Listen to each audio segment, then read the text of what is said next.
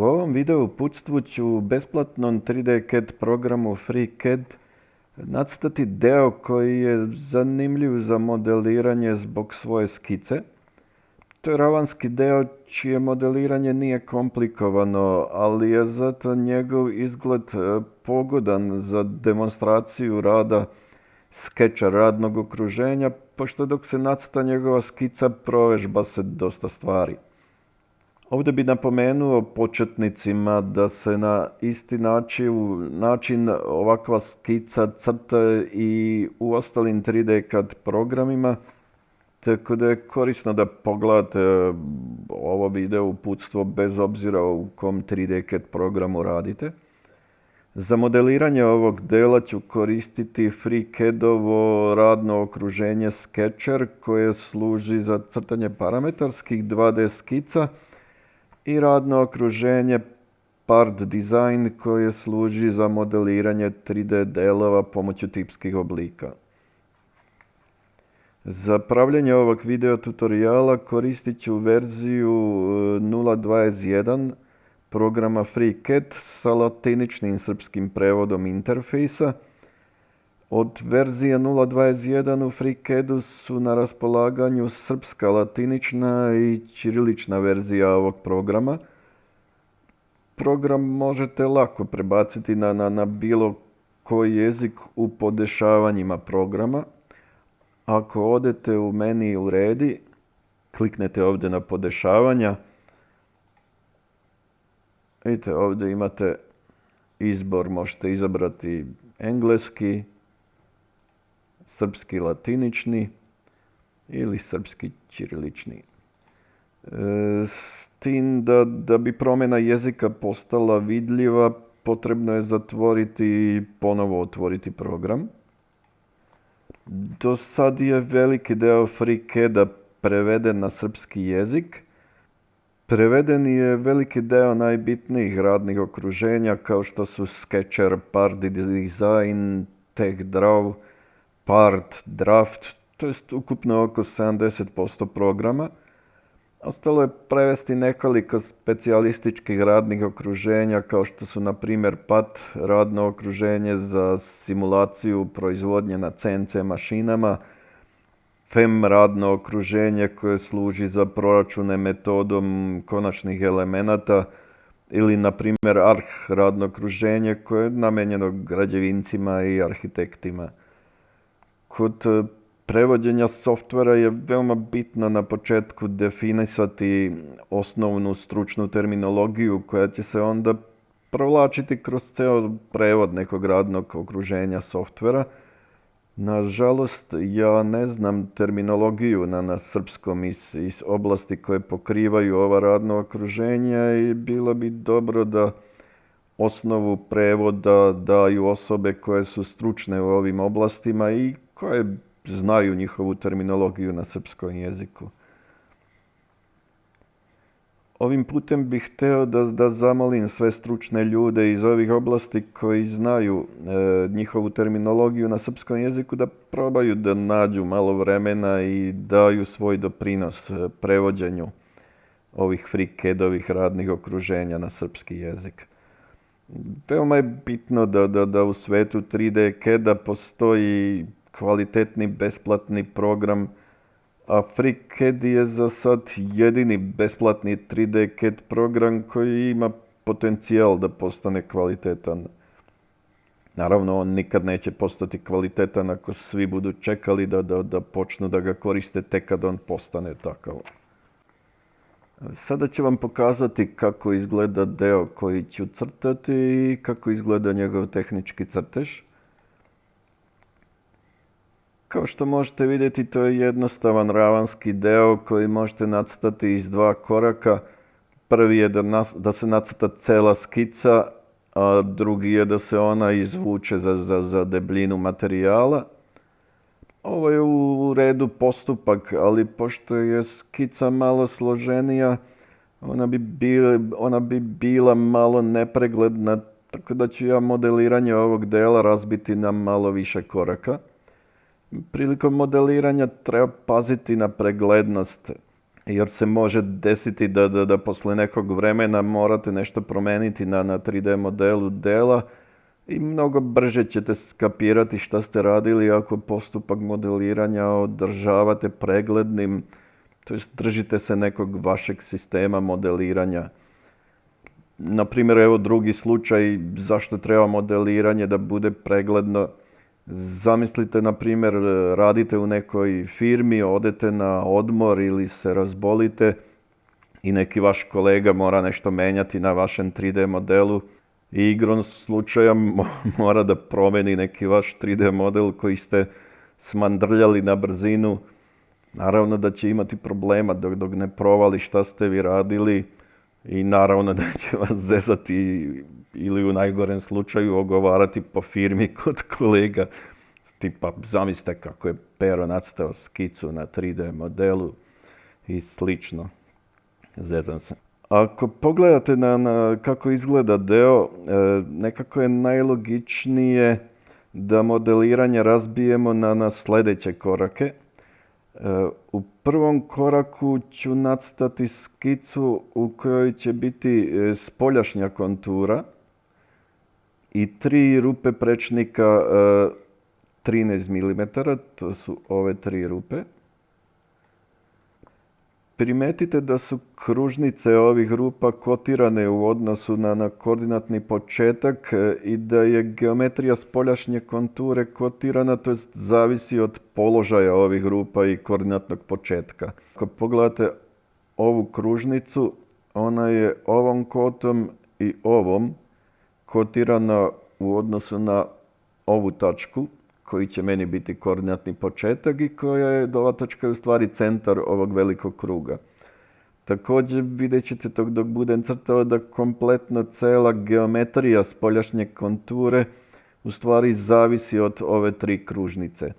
Zbog ovoga je logično da krugovi i spoljašnja kontura budu zajedno na skici. U drugom koraku ću od skice nacrtane u prvom koraku napraviti ravanski 3D deo izvlačenjem, to jest pomoću tipskog oblika izvlačenja. U trećem koraku ću staviti zaobljenja na ivice, tipa ovo zaobljenje, ovo i ovo. Zaobljenja ću staviti u 3D radnom okruženju Part Design, jer ona ako se crtaju na 2D skici u većini slučajeva čine tu skicu nepreglednom. U četvrtom koraku ću nacrtati skicu na kojoj će biti samo 3 kruga prečnika 6,5 mm i pomoću nje ću napraviti otvore na 3D modelu, to su ova 3 kruga. I na kraju ću u petom koraku nacrtati levu donju skicu ovog otvora i pomoću ove skice napravit ću otvor na 3D modelu. Skice ću crtati u Sketcha radnom okruženju, a treću dimenziju ću im dodavati u Part Design radnom okruženju. Ovo je bio malo duži uvod i sada možemo početi sa modeliranjem ovog dela. Zatvorit ću sve.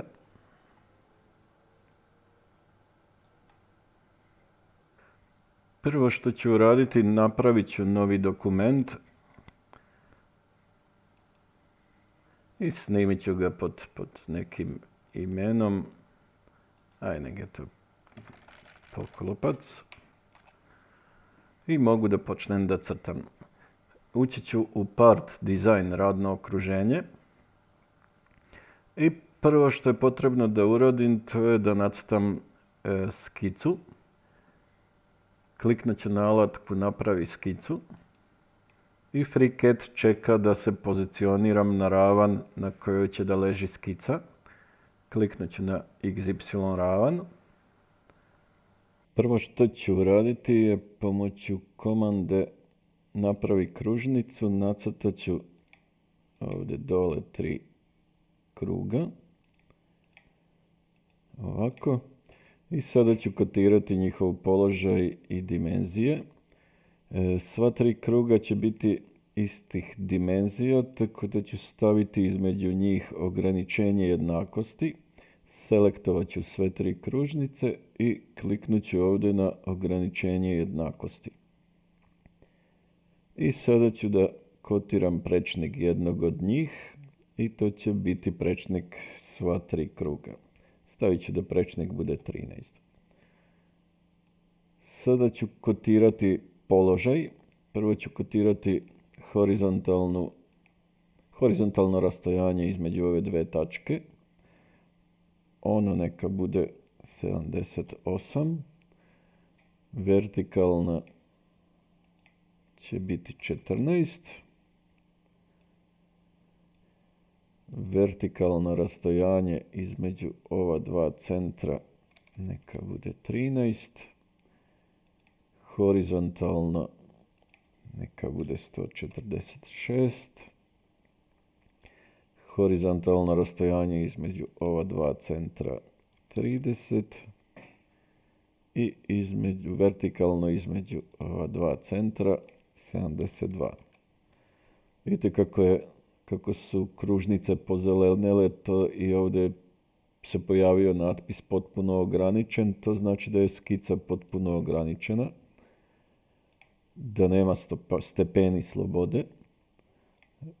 Pomerit ću ove kote da ne smetaju. Sada ću oko svake kružnice nacrtati luk.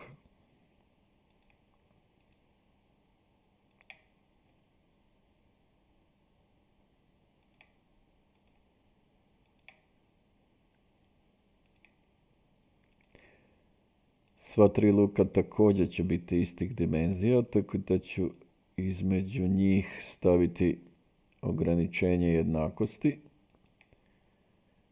i stavit ću poluprečnik ovih lukova da bude 14.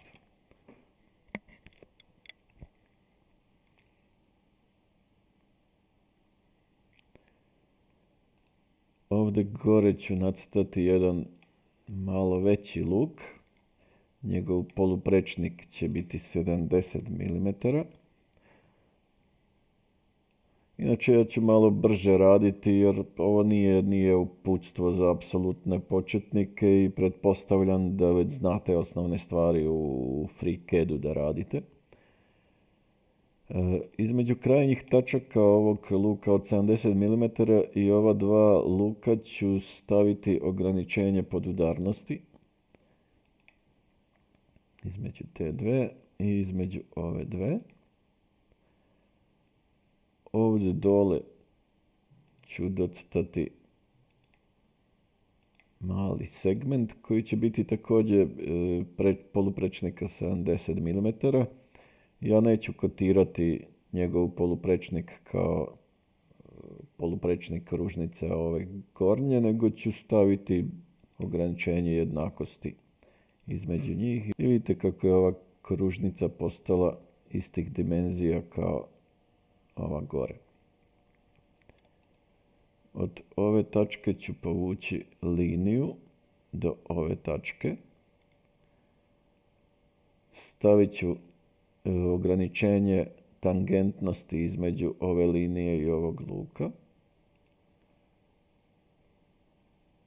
Ovu tačku ću povući malo na gore i stavit će da je vertikalno rastojanje između ove dve tačke 3 mm.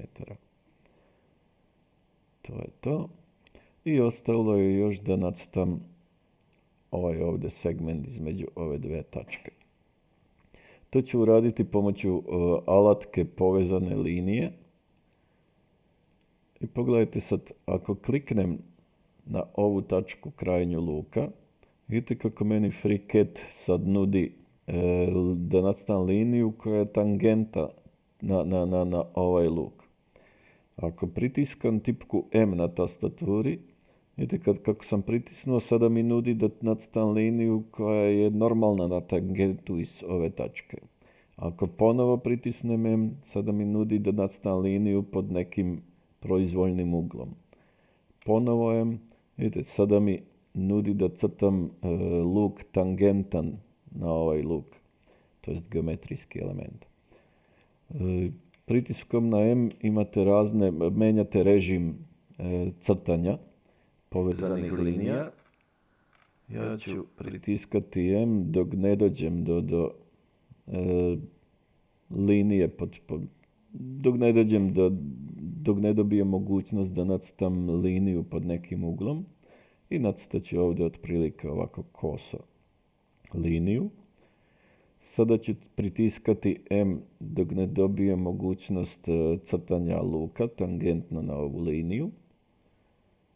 Kliknut ću i ponovo ću klikati dok ne dobijem mogućnost da nacrtam liniju sa kojom ću moći spojiti krajnju tačku te linije i krajnju tačku ovog luka. I desni klik da završim komandu. I sad pogledajte. Ovdje imam oznaku da su ova dva elementa tangentna, međusobno ovdje nemam, pa ću kliknuti na ograničenje tangentnosti, kliknut ću na ova dva elementa i vidite, oni su postali tangentni. Također, isto mi je potrebna tangentnost između ova dva geometrijska elementa, kliknut ću na jedan, drugi i oni su postali tangentni. I ostalo mi je još da iskotiram dimenzije ovih novih geometrijskih elemenata.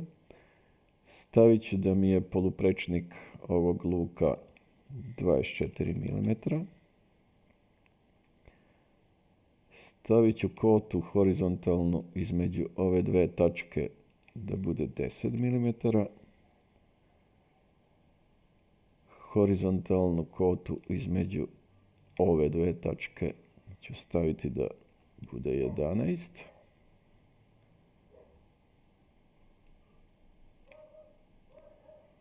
I stavit ću da je vertikalno rastojanje između centara ova dva kruga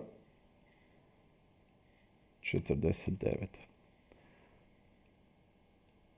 I vidite, skica je pozelenila, to znači da je potpuno ograničena, da više nijedan element geometrijski nema stepen slobode i to je ovdje možete vidjeti potpuno ograničena skica.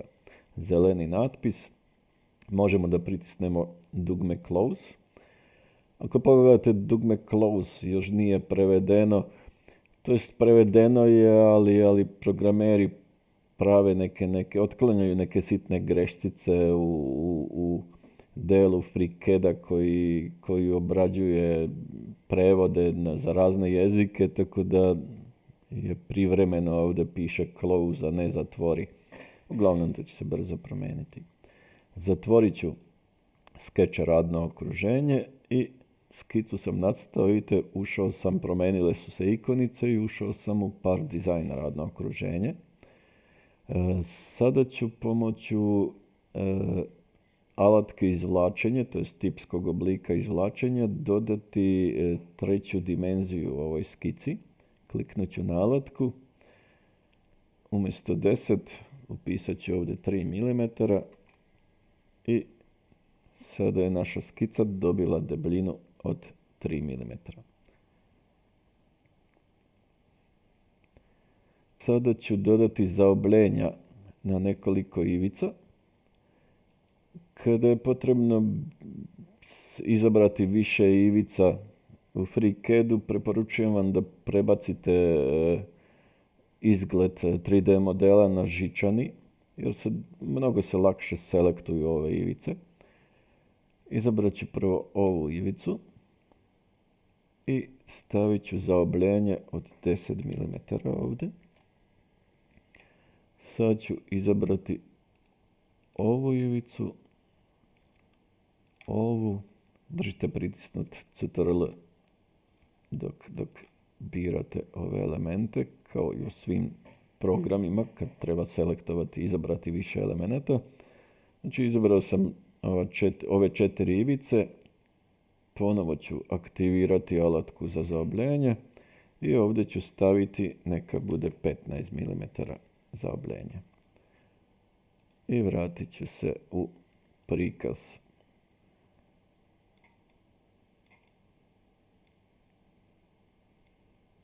Tako. Sad ću nacrtati sljedeću skicu. Izabrat ću alatku napravi skicu. izabrat ću ravan x, y. Nacrtat ću prvo ovdje ovako luk. I na njemu ću nacrtati 3 kružnice koje će ležati na ovom luku. Vidite, one leže na njemu. Kotirat ću poluprečnik ovog luka, nek bude 61. A poluprečnici, to jest prečnici, ova 3 mala kruga će biti isti, tako da ću između njih staviti ograničenje jednakosti i iskotirat ću prečnik jednog od njih, neka bude 6,5 mm.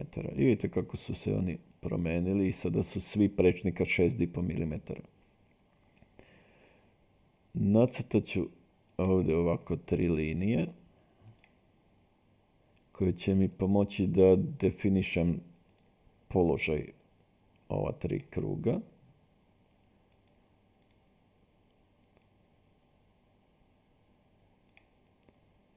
Stavit ću da je ugao između ove dve linije 30. Ugao između ove dve linije ću staviti neka 50. I ugao između ove dve linije neka isto bude 50. I vidite kako je skica ponovo postala zelena, znači da nijedan geometrijski element nema više stepena slobode.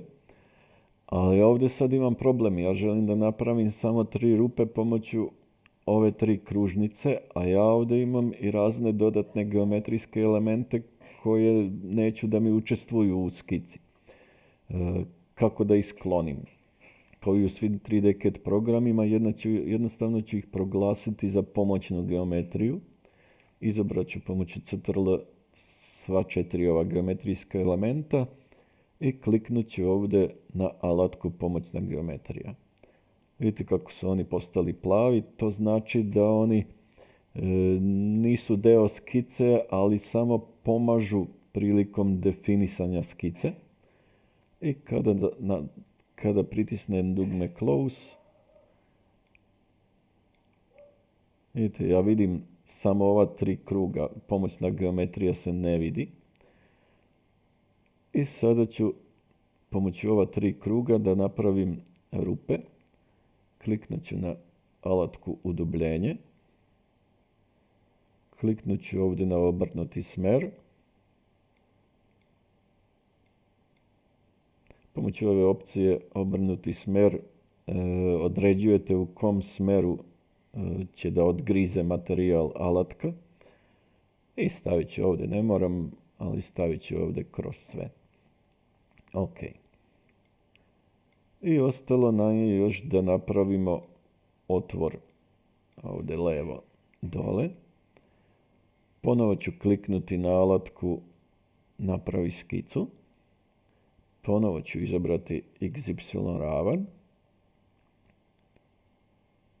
I prvo što ću raditi, nacrtat ću ovdje dole ovako pravougonik. Iskotirat ću njegove dimenzije i položaj. Stavit ću da je ovdje horizontalno rastojanje 26. Stavit ću da je rastojanje horizontalno između ove dve tačke 50. Stavit ću da je dužina ove vertikalne stranice pravougonika 51. I da je vertikalno rastojanje između ove dve tačke 17 mm. Ovaj pravougonik će mi također biti pomoćna geometrija, tako da ću izabrati sve 4 linije pravougonika stranice i proglasit ću ih za pomoćnu geometriju. Vidite kako su poplavile, to znači da su ove linije pomoćna geometrija. Prebacit ću ovdje ponovo u žičani prikaz. I sada ću sa alatkom povezane linije da nacrtam nekoliko linija i lukova. Počet ću otprilike odavde. Kliknut ću ovdje. Pritiskat ću M dok mi ne ponudi luk tangentno koji izlazi iz ove linije. I kliknut ću na ovu stranicu horizontalnu. Klikat ću ponovo M tipku dok mi ne ponudi liniju pod uglom. Kliknut ću ovdje negdje.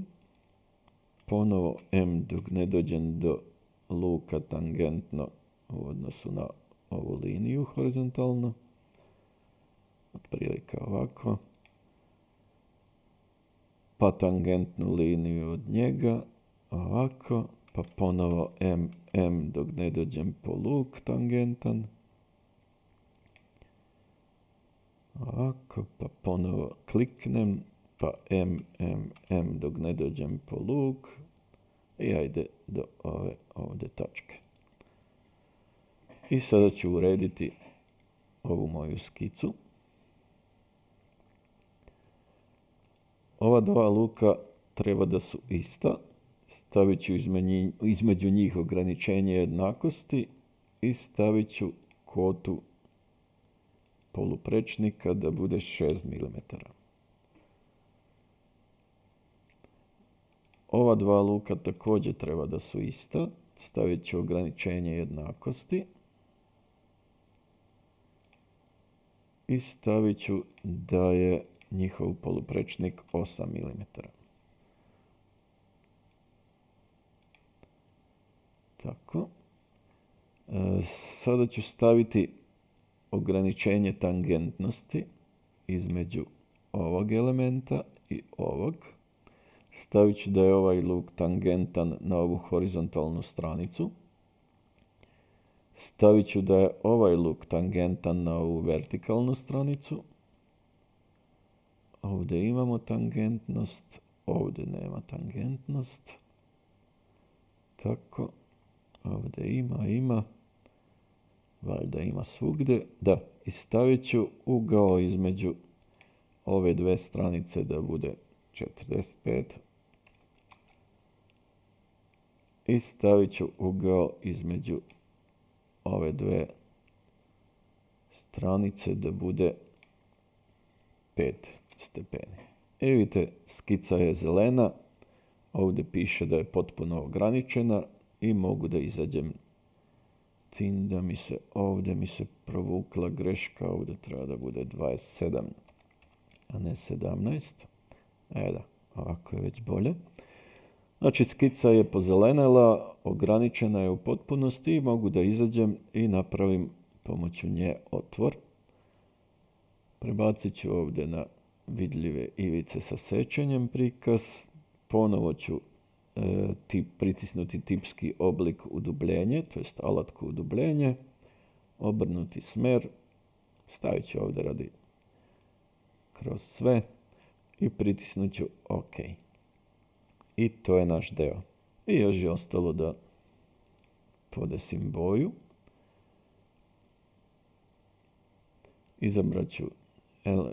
Izabrat ću naš 3D model, desni klik, izgled i izabrat ću neka bude srebro boja. Ok. Malo je tamno, nedostaje svetla, desni klik, izgled. Kliknut ću na ovo dugme sa 3 tačke i izabrat ću malo više ambijentalnog svetla. Close. I to je to. Ovo je naš deo. Kao što vidite, deo nije komplikovan, ali je dosta zanimljiv za crtanje baš zbog svoje skice i posebno ga preporučujem početnicima koji uče da crtaju skice. Ovo bi bilo to. U nekom od sljedećih video uputstava ću nacrtati tehnički crtež ovog dela. Za sad to bi bilo to.